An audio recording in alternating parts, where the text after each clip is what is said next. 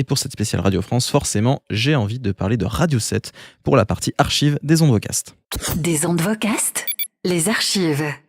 Pour cet épisode autour de Radio France, on va parler d'une radio du service public qui n'existe plus, Radio 7. Cette radio jeune, que certains considèrent comme ancêtre implicite du MOVE, a été lancée le 2 juin 1980 et a été arrêtée le 20 février 1987. Alors pourquoi Radio 7 ? Tout simplement parce que c'est la 7e radio créée par Radio France, après France Inter, France Culture, France Musique, FIP, RFI et Radio Bleu, à l'époque la radio pour les seniors qui deviendra France Bleu. D'ailleurs, Radio Bleu et Radio 7 sont en fait créés dans un contexte où les radios pirates commencent à abonder sur la bande FM, juste avant les élections présidentielles de 1981. Si j'ai bien compris, c'est ça, Christophe. Bon, en gros, c'est vrai que la création de Radio 7 correspond un petit peu à un contexte politique un peu particulier, puisqu'on est effectivement à la veille des élections de 1981, avec deux grands leaders d'opinion qui sont d'un côté la droite centriste de Giscard d'Estaing, et puis la gauche socialiste de François Mitterrand.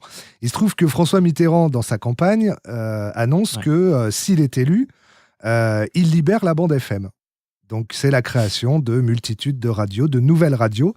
Et pour contrer ça, Giscard, qui est fervent défenseur du monopole et de la radio d'État, lui va remanier un petit peu Radio France et va inciter à la création d'une radio jeune, dans un premier temps, qui est Radio 7. Et puis il y a une demande quand même très croissante de radios régionales. Et là, il va inciter la création de ce qu'on peut appeler, l'ancêtre des France Bleues. Donc, on a Radio Mayenne. Non, on a Radio Mayenne, on a Fréquence Nord, on a Radio Melun, qui sont des radios de Radio France, locales, régionales. Et puis Radio Bleu, qui elle, s'adresse aux seniors. Voilà. Donc toutes ces radios vont être créées à peu près à la même époque, en 1980, juste à la veille des élections, et c'est totalement politique. Je sais que tu as identifié dans une de tes cassettes personnelles quelques minutes de Radio 7 où on peut retrouver des éléments d'habillage de cette ancienne radio jeune. On écoute. Musique plus sur Radio 7.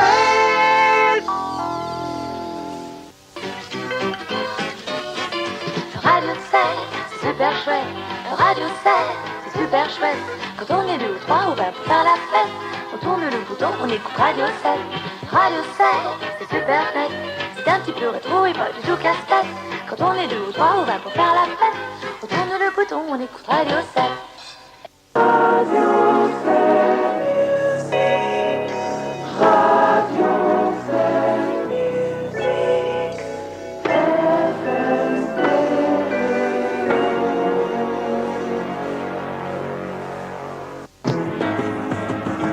Señorita, dépêche-toi, j'en ai ras-le-bol des corridas.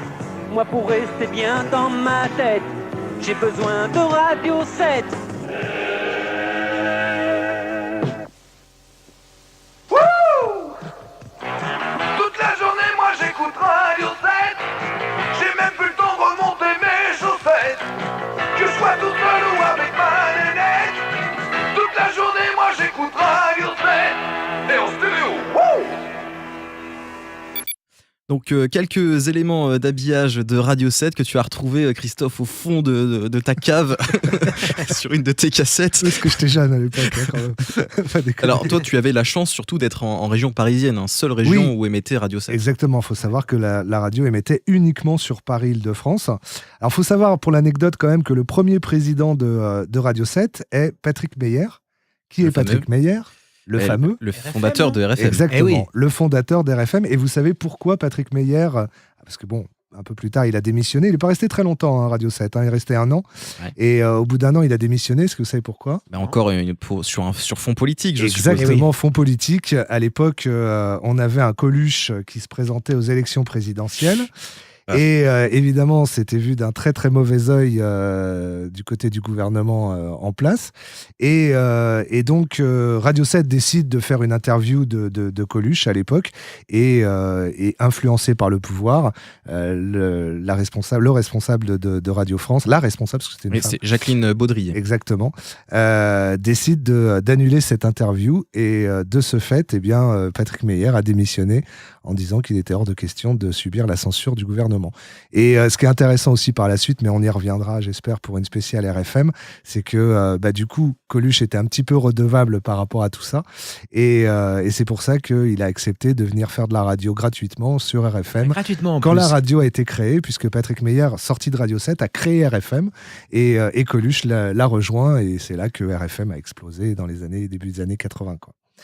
Mais il y avait du beau monde quand même à Radio 7. Oui. On avait Clémentine Sélarié, c'est même elle qui a démarré Radio 7, la voix de Clémentine Sélarié. On avait du De Chavannes qui à l'époque faisait pas de télé. Alors ça, donc tu me l'apprends parce que je savais pas du tout. il a commencé sur Radio 7. Il a commencé sur Radio 7, absolument. Christophe De Chavannes. On avait également Laurent Boyer. Et puis il y avait, alors peut-être certains se souviendront de voix un peu mythiques de Radio 7 qui ont disparu par la suite. Et notamment Sydney, HIP, HOP. Patrick Dutheil.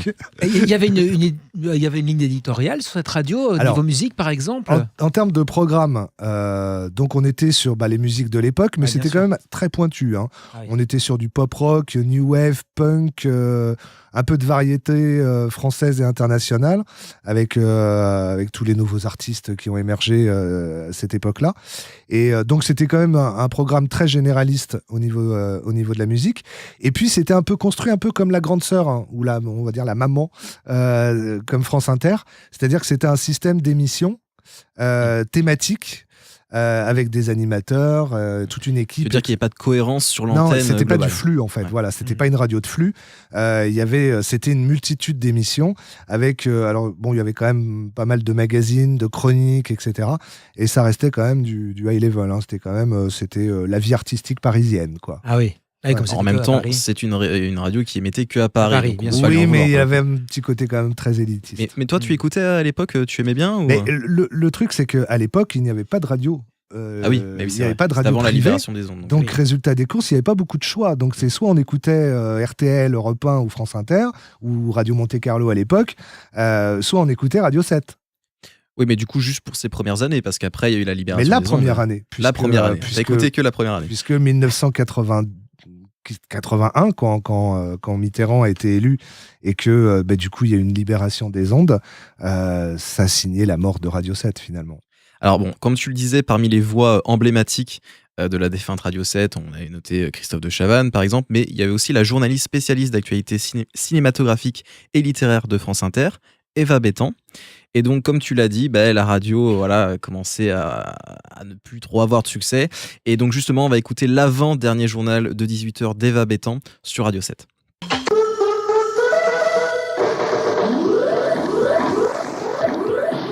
Salut à tous. C'est difficile de garder le sens de l'humour que nous cultivons à Radio 7 comme une fleur précieuse quand le sujet d'actualité, c'est nous-mêmes. Mais on va y arriver quand même comme des grands. C'est l'avant-dernier journal de 18h puisque vous le savez, Radio 7 cessera d'émettre demain soir à minuit.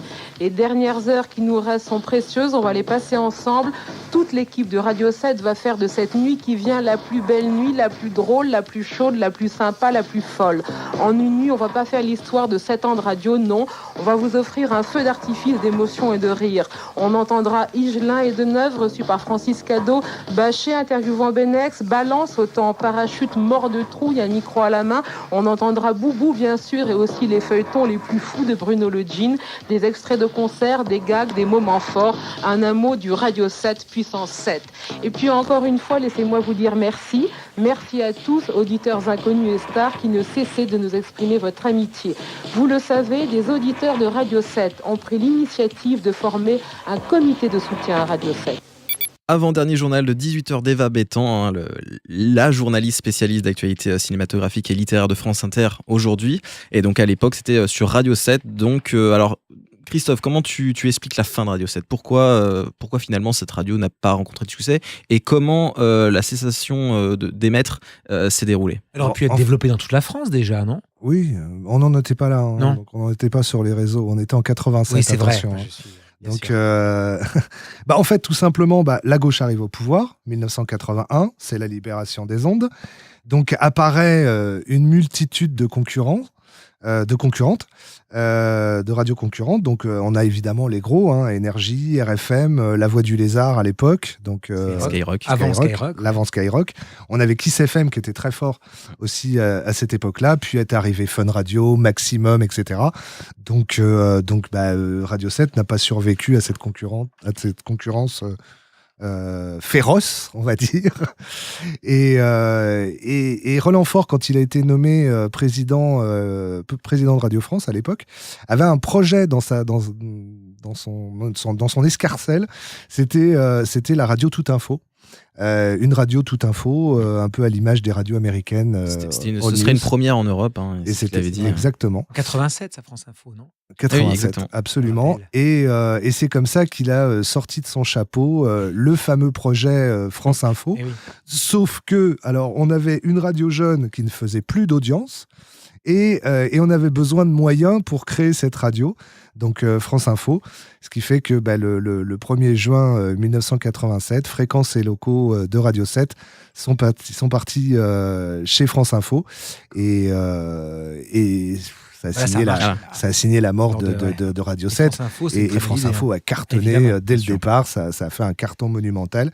Et puis pour la petite anecdote, juste pour conclure concernant Radio 7, l'équipe avait décidé à la dernière minute, à 23h, de terminer les programmes de Radio 7 à 23h59, alors qu'ils avaient jusqu'à minuit.